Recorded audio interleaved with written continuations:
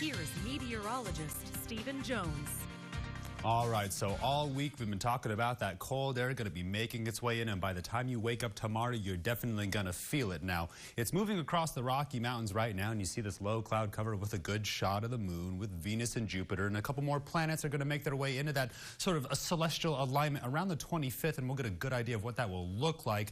Not a good idea of how it's sort of mapped out right now with some of those stronger winds from the south, keeping us a little warmer than we want to be. Take a good look at the temperatures over the last 24 hours, down into those 30s last night, if not those upper 40s, and we warmed all the way up into those lower 70s near those record temperatures, and then we're holding on to 62 degrees as we make our way into this evening, but we're only going to cool down a little bit from here and then only warm up a little bit from there. Take a good look. Temperatures 62 in San Angelo. Everybody else in those lower 60s with us. You see the cloud cover keeping us relatively close together. Usually around this hour, shades of blue are already fighting their way in. 58 in Sterling City, 63 all the way down there in Junction. We're about 7 degrees across the entire Concho Valley, if not 5, so we're holding on to a lot of more heat than we want to with some of those stronger southerly winds making their way in from the south. Dew points are way up there in those 50s, while the humidity indices are in those 70s and those 80s, so we're only about 10% across the entire Concho Valley. That's where we're going to see some of those low clouds make their way in, and then those higher elevations, it will show up as fog, but then it will burn off as the afternoon rolls around again.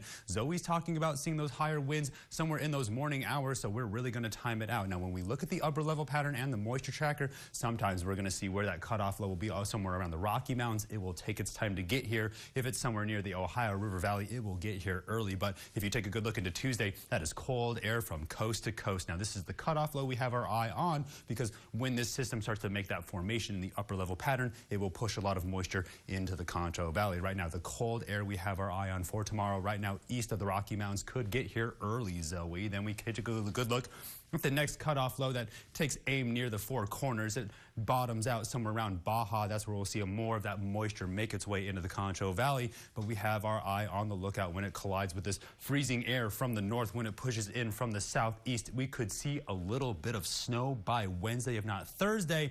Then things are back up on the warm-up, so let's sort of prepare now so we're ready later.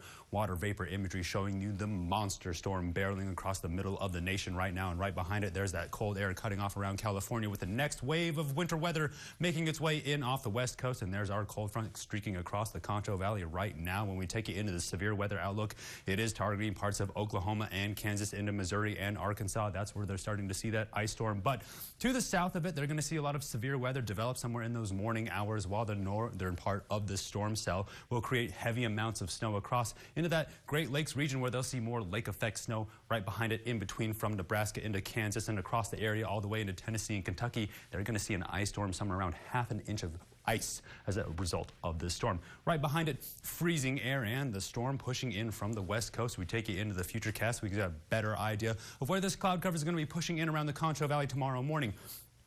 Pushes in from the south. You see this system explode around Louisiana. It fuels that ice storm all the way across Illinois into Ohio. Right behind it, freezing clear air, and then you see that winter weather around Wyoming, Utah, Colorado. That cold air is going to slide in so fast it will push down into the Concho Valley, and by Monday, more cloud cover making its way in from the west. So tonight, only down a couple more degrees to go into those lower 40s, but we're going to be holding on to the winds. Then tomorrow, a pretty cold start, so make sure you take the time to sort of insulate the home, and then make sure you fire up some of that chilly weather, because hot food definitely on the plate to get us through some of these colder temperatures. Take a good look by Monday and Tuesday, that second week of January, still holding on to those below freezing temperatures. By Wednesday, we see that cloud cover push in. Thursday, on the lookout for a good amount of snow. I'm going to go ahead and say it. Then by Friday, Thursday, we're going to see them clear up, and then we warm back up into those 50s, but we still hold on to those below freezing temperatures. Stay tuned. I'm up at the break. You're watching KSAN Weekend News at 10.